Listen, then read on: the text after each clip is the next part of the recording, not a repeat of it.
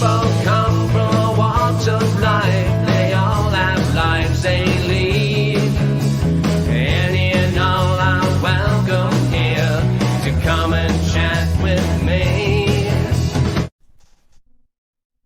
Hi, everyone. Welcome to the show. Well, my guest today is a singer, a songwriter, and a self-taught guitarist.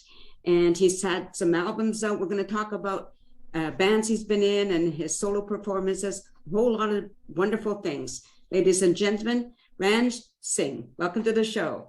It's my pleasure to be here. Thanks for having me. Oh, definitely my pleasure. So your style of music has a Indian Western flair, is that correct?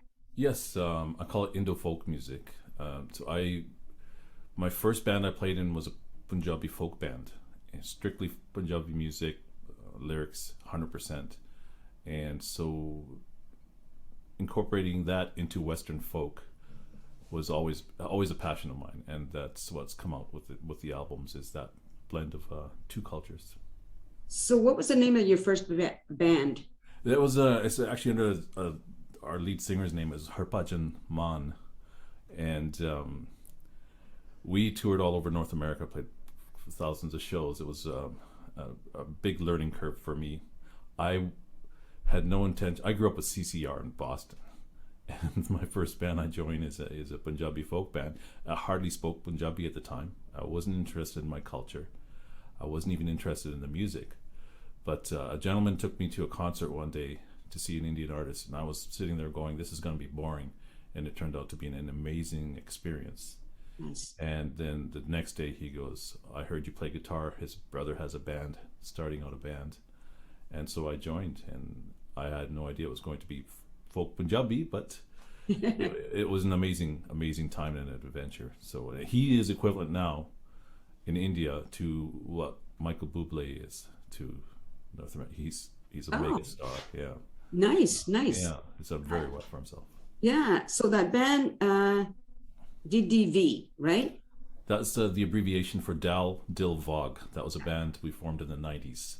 And you won some awards, I believe. Yeah, it was another brand new adventure where we took rock and roll and mixed it with Bhangra music, and that's the dance music you see with screwing in the light bulbs as you're dancing.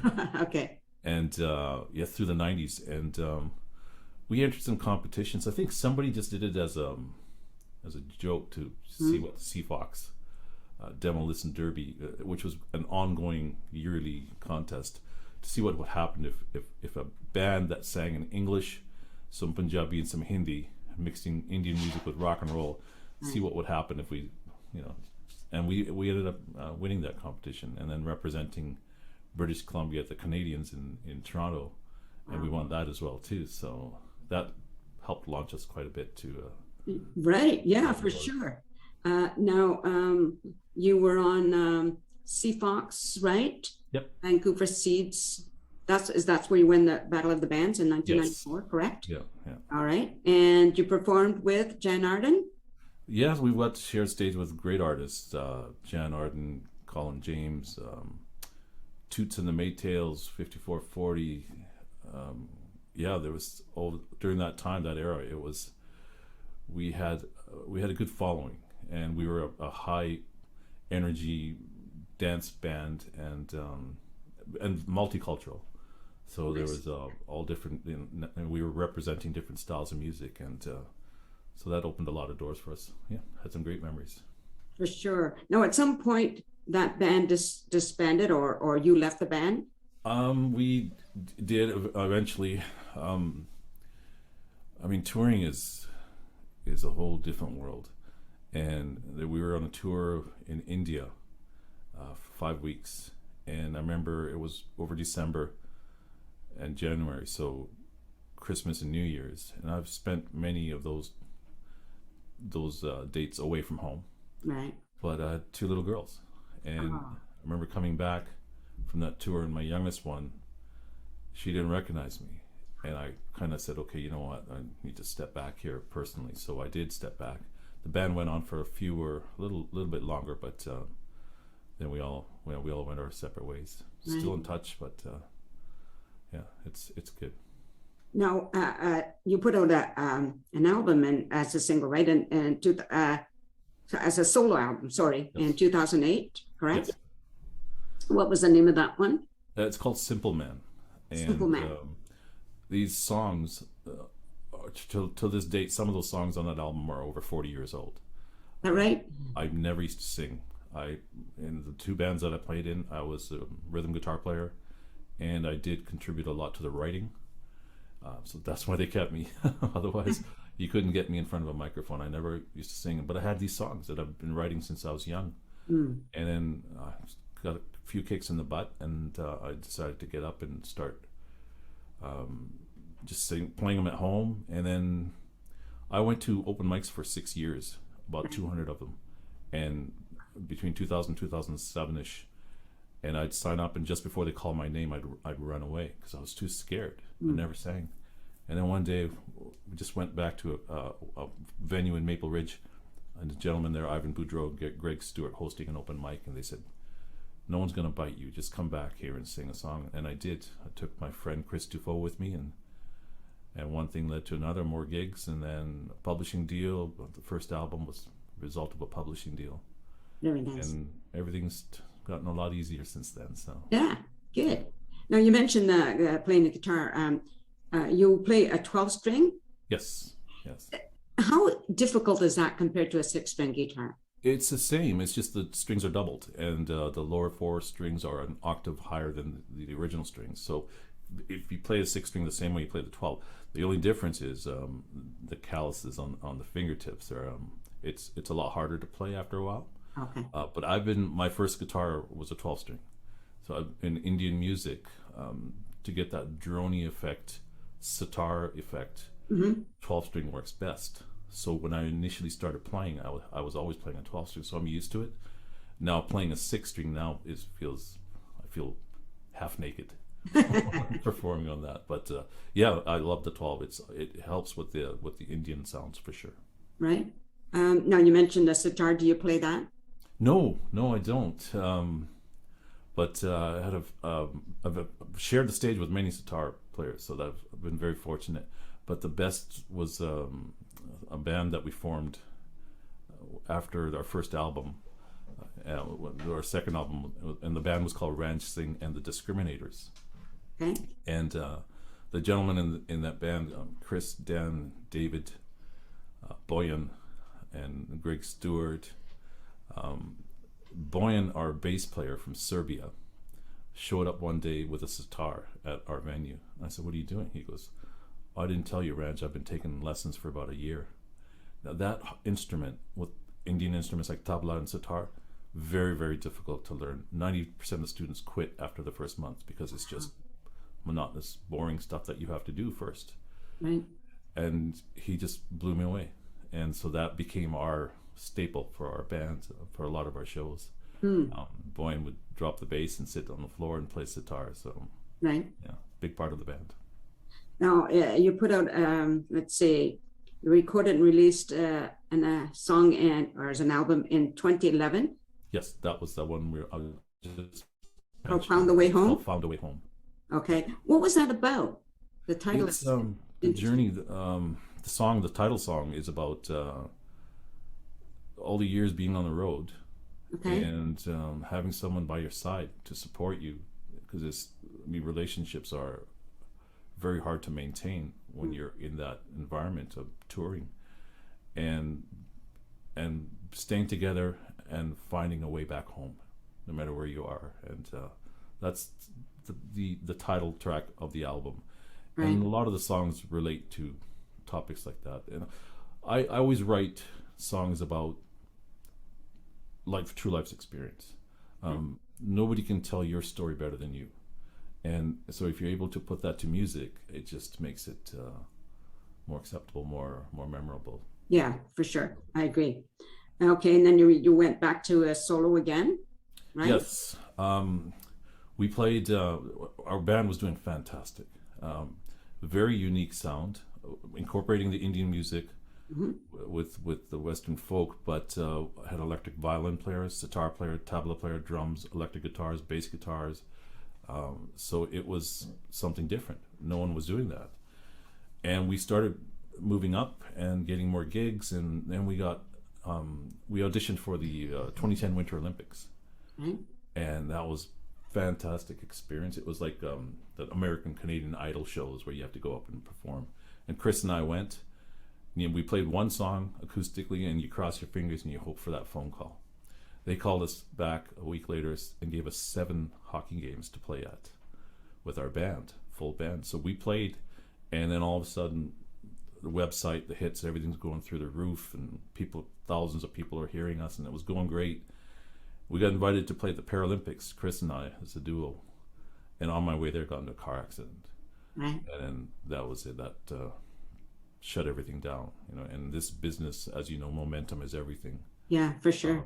So I went personally into a spiral because I was in my 40s, mid 40s at that time, and I just I thought that was my last kick at the can. So we carried on for a little bit, but couldn't play for about 6-7 months because of the injuries. Then we started coming back a little bit, but I was just mentally I wasn't there, and it was 100% my decision. I retired the band. I just told the guys I can't do this anymore, and I pretty much quit playing. And then got kicked in the butt again, and so picked up the guitar and started doing some solo gigs. Since 2015, it's been all pretty much solo, and at the odd time Chris or one of the other band members, Dan, will join me, but 95% of the time I'm solo. You're pretty busy right now, right? Yeah, it's starting to pick up again. Prior to COVID, I was playing over 200 shows a year. Right. And so that was, I quit my job, went back to music full time. Mm-hmm. COVID stopped that, like for a lot of people, of course. But June, July, I was averaging about 20, 25 shows per month again. And August was fantastic, and September. So it's been good, and I'm just, still trying to, still knocking on doors and trying to do what we do. And folks like yourself help so much. We just get that added exposure. So thank you. For sure. For sure. Now you had in 2015, you put out a 3rd album. Yes. Right? Yes, that was a solo album, just a majority of myself and on a 12-string. Okay. And some light accompaniment. Brandon Charrington, who recorded the previous 2 albums with me as the engineer and / producer, and he helped with that. That's called The Man Cold, the song title track on that. It's a song about how we as men, when we catch a cold, the partners in our lives have no respect for us and treat us like, call us babies, which is obviously not true at all. I mean, that's the most devastating pain that we as men feel. It's the man cold. So that's the chuckle in that album. And I a lot of times when I'm out playing, and we do a lot of covers, but somebody will always say, "Hey, play the man cold." So yeah, it gets a big laugh, even though it's a serious song. Serious. Okay. Okay. Keep smiling while you're saying okay. Well, I'm trying to be serious for you. I just want to ask you a little bit. Were you born here in Canada? I was born in England. Oh, you were born in England. Okay. I was 2.5 years old when we came here, so I've been here. Okay, so I'm just wondering though, because your parents are from India, are they? Yes, from the Punjab. So when you went touring in India, like I know you're busy touring, so it must have been difficult to get to see much of the country. I would think. Yeah. But at the same time, were you able to get some of that connection? Yes, we were. I was fortunate to go to India for 3.5 months as a child when I was 12 years old. So we were in our village, and at that time there was no electricity or running water. And I was lost, being a Western kid. What are we going to do here? And my parents came, and there was 5 of us brothers, but it was just myself. Right. So I felt really lonely. But I fell in love in a short span of time, and I didn't want to come back after the 3.5 months as a kid. So when we arranged this tour, I kept telling the guys in the band, 4 of us were brothers in the band, and 3 of us had been to India already when they were younger, so they're familiar with it. And then there was Dave Mills and Craig Burtis, who have never been, but that's every musician's dream is to go to India. So I kept telling them about the village and this and that, and so we had these tours of all these major cities in Mumbai, Chennai, and Delhi. But we got 3-4 days at the end of the tour to go to the village to hang out there. Our grandfather went with us. He said, "Well, you guys go in India, I might as well tag along." So he came and he stayed in the village, and we did our tour. And then the last week we hooked up, and then we all spent a few days in the village. And it was, it's a lot of it has westernized. It's changed. There's everything's changed, modernized for sure. But there was still some. The highlight was probably the village. It was just so nice to be back, and it was still looked very similar to what it was before, and people were still walked at a slower pace, and everything was like, life is village life. So it was nice. Certainly different, isn't it? Yes. But, yeah. Now you mentioned you have 2 children. Yes, 2 girls. Pardon? Two girls. Yeah. 2 girls. Are they performers, or are they going to get into performing? Do you think? They're adults now. Our eldest, she just got married last month. Oh, all right. She is a phenomenal dancer. Is she? She's been dancing since she was 3, and then she did a dance at her own wedding reception. That I've seen millions of dances, Indian classical dances, different full-on movie stars and everything. I've never seen anything as graceful as that. It was just beautiful. Right. So that's been her passion. And my youngest, she's got a beautiful voice. So whenever I was doing a show at a gig and they would surprise me and show up, be it at a pub or wherever, I drag her up on stage and she sings along with me, and she's amazing. But it was never we never forced it on them. Yeah. And they and if they wanted to pursue that, we would have supported them, but they went their own way. So right, as it should be, right? Yeah. It's your choice. You do what you need to do, and when they get together, it's the dance is always there, and the voice is always there. So music is a big part of our lives, for sure. Yeah, for sure.